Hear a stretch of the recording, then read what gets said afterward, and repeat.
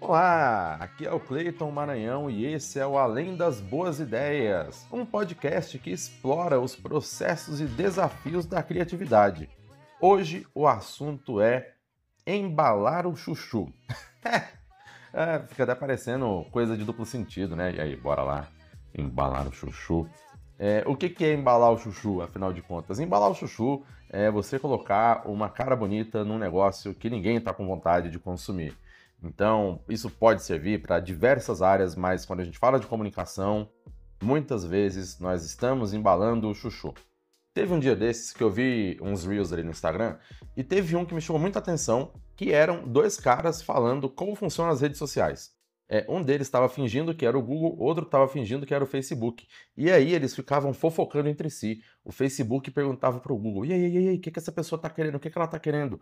Aí o Google, olhando uma pessoa mexendo no celular: ó, esse cara gosta de tênis, ele gosta de tênis da Nike. Aí o Facebook: vai, me conta mais, me conta mais, me conta mais. E o Google falando assim: ele gosta de tênis azul da Nike e ele está procurando um tênis barato. E aí o Facebook ia mostrando para essa pessoa novos tênis azuis da Nike. O que esses dois caras fizeram? E aí o link para esse review está aqui na descrição do episódio. Eles embalaram o chuchu, porque explicar como funciona o algoritmo de redes sociais é um treco chato, é chato pra caramba. E aí vai ter toda uma explicação técnica de que, olha só, quando você navega na internet, os cookies e todas as APIs que o Google usa para te rastrear, ele passa isso para os parceiros, e os parceiros exibem anúncios personalizados. Ninguém tem saco para isso. E explicar isso em um Reels de 30, 40, 50 segundos é complicado. Esses camaradas foram lá, embalaram um chuchu, todo mundo gostou. Então a primeira coisa que a gente tem que pensar sobre falar de assuntos que talvez sejam chatos ou que são chatos é como deixar esse assunto mais atrativo. E vale lembrar, o ingrediente não vai mudar, né? Então, assim, é muito parecido com um prato. Se eu falar pra você assim, ó, toma esse prato aqui que tem uma carne moída solta, tem ovo, tem farinha e tem tomate, putz, talvez você não vai curtir tanto assim. Mas se eu falo, olha essa lasanha, que bonita, olha essa lasanha, que maravilhosa, que deliciosa. Eu peguei os mesmos ingredientes e eu utilizei de outra forma, então eles ficaram mais atrativos. Logo, como que eu faço para comunicar uma coisa chata sem ser chato? Como eu posso embalar o meu chuchu da melhor forma? A primeira coisa que você precisa fazer é aplicar o foco na ideia a ser vendida ou passada. No meu caso, né, eu não sou muito de produzir reels, não sou muito de produzir coisa de Instagram assim, mas grande parte do meu trabalho é dar palestras.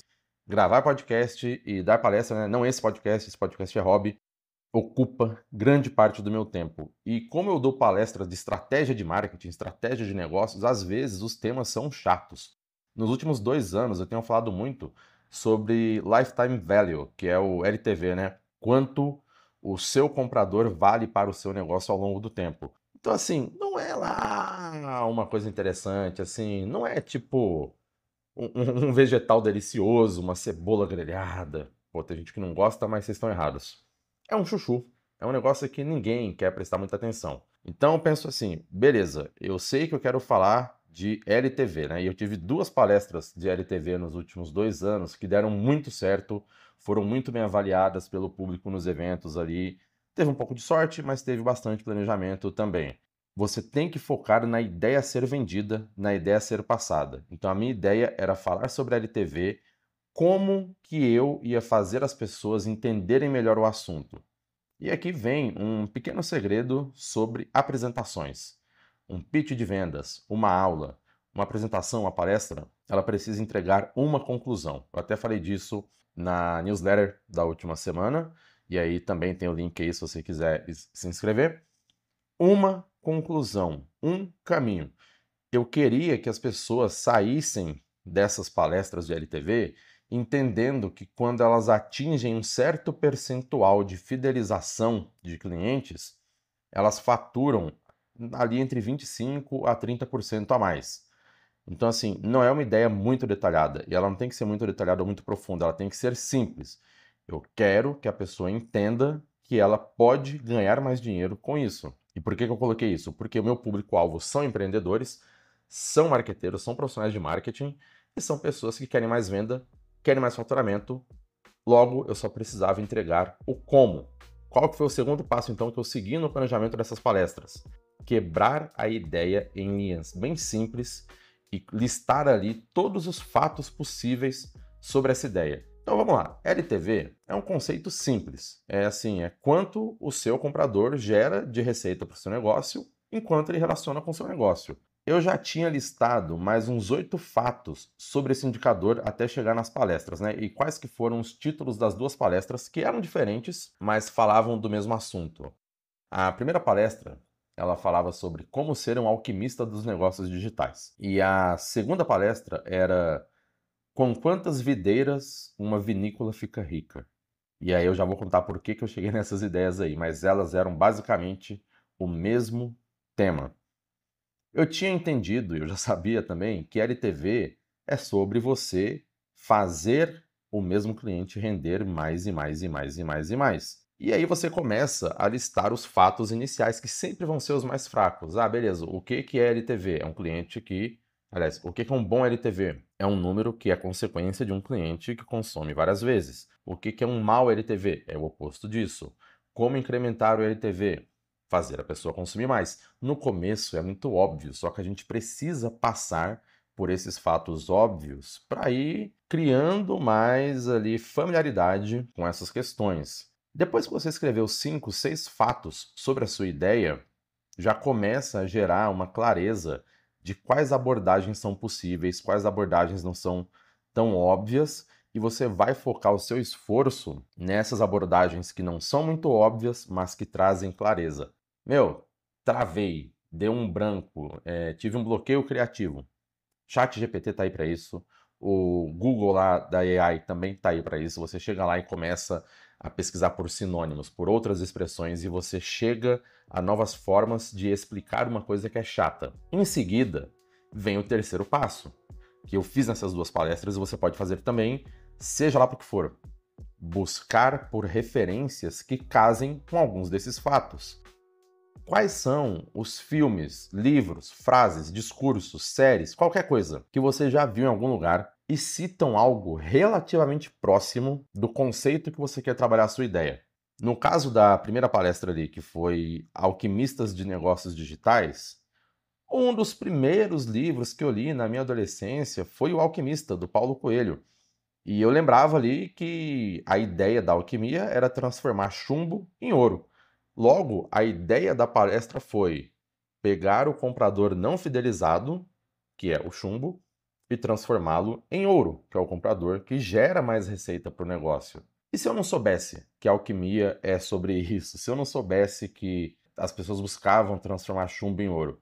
Eu ia entrar no Google ou no ChatGPT, como eu comentei, buscaria por frases sobre transformação, frases sobre LTV, falas sobre metamorfose, como ir do ponto A ao ponto B, sinônimos de transição e por aí vai.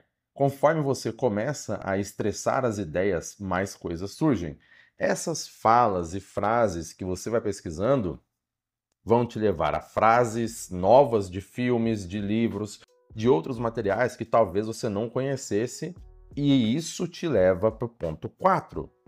O ponto 4 é uma das minhas coisas preferidas quando eu estou criando alguma apresentação, alguma palestra, alguma aula. Comece a estressar as correlações. Basicamente, você vai encontrar uma metáfora para o seu assunto. Agora, ela precisa ser explorada sob diversos ângulos. Ela também precisa descer pelo menos mais uns 2 ou 3 níveis de correlação. Ou seja, eu não vou só usar a metáfora para dar uma breve explicação do que é o meu conceito. Eu posso colocar todo o meu conceito dentro da ideia dessa metáfora. No caso da alquimia dos negócios digitais, eu também sabia, por conta do livro do Paulo Coelho, que a alquimia é baseada no uso dos 4 elementos da natureza. Logo, eu troquei ali por 4 elementos dos negócios e eu segui estressando a ideia. Eu troquei fogo, por exemplo, por conversão. Troquei, sei lá, água por campanha comercial. No caso da palestra que eu mais gostei de ter feito, que foi a de com quantas videiras uma vinícola fica rica, ou com quantos vinhos uma vinícola fica rica, a ideia era a seguinte: mostrar que uma fazenda não cresce de tamanho no ano contra ano. Uma fazenda que produz vinho, ela não vai conseguir plantar muito mais pés de uva, né, que são as videiras, no ano contra ano. O que ela precisa fazer? Ela precisa fazer com que algumas uvas sejam muito mais especiais do que a média das outras uvas. Elas chegam nessa construção através de algumas análises, que seriam, por exemplo, a análise de safra.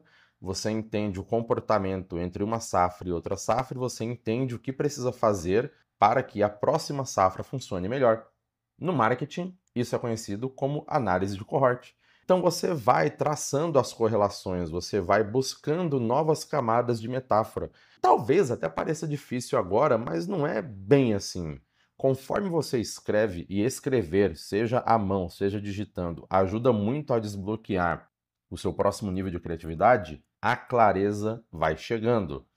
E uma boa metáfora, ela não é só um elemento de storytelling. A boa metáfora é uma ferramenta de aprendizado.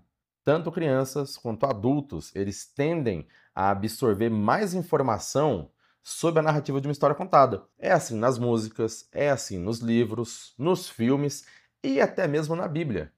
A Bíblia te faz memorizar o que é certo e o que é errado através de histórias, de metáforas que resumem os mandamentos de Deus. Então, assim, vale muito a pena gastar tempo nessa parte de estressar correlações, de buscar metáforas, de buscar analogias, até que essas correlações façam sentido e que elas sejam simples. Combinado? Uma vez que você já focou na ideia que você queria vender ou passar, você quebrou essa ideia em linhas simples, colocou todos os fatos bem esclarecidos, buscou por referências que casem com esses fatos, né? Que aí é para você criar as primeiras correlações, que é para você começar a criar suas metáforas. Você então começa a estressar essas correlações, buscar como aprofundar-se nessas metáforas e você chega no quinto ponto para falar de um tema chato sem ser chato ou para você embalar o seu chuchu da melhor forma. Essa dica vem diretamente do livro TED Talks. Sim, TED Talks não é só a palestra, tem um livro com esse nome também, e é um livro que fala sobre como falar em público. É muito fácil você se empolgar ou você se distrair durante uma narrativa. Por isso que a quinta dica é: escreva uma linha mestra e não desvie da linha mestra. Isso está lá no livro do TED Talks. Por quê? Porque é daí que vem a importância de ter estressado as correlações e ter a certeza de que todo exemplo que você vai dar não desvia muito de um assunto. O que é a linha mestra? A linha mestra, você entende o seguinte: como o seu assunto começa, como ele termina e como que você coloca cada passo dessa jornada de maneira que ele não desvie muito do tema. Ou seja, a linha mestra é o tema da apresentação. No caso da palestra sobre vinícolas, tudo eu comparava com vinhos. No caso da palestra da alquimia, tudo era comparado com as histórias de alquimistas. Até mesmo o design da apresentação era bastante lúdico. Você não foge muito do tema, você não começa a dar exemplos que vão muito além disso. Perceba que, até agora, quase todo exemplo que eu estou dando é dessas duas palestras, porque se eu começar a falar de outras coisas, fica mais confuso. Portanto, quanto menos você desviar do tema central, mais as pessoas absorvem o conteúdo e mais você começa a desenvolver as habilidades de explorar aquele tipo de abordagem. Seja fiel ao planejamento da sua narrativa. E aqui vem um ponto não menos importante, mas é meio que o último ponto dessa linha de dicas de como falar de um assunto chato sem ser chato. Misture exemplos reais com exemplos lúdicos, mas não exagere. O lúdico funciona. Não foi à toa que surgiu a ideia da palestra de alquimia, não foi à toa que surgiu a ideia da palestra falando de vinícolas.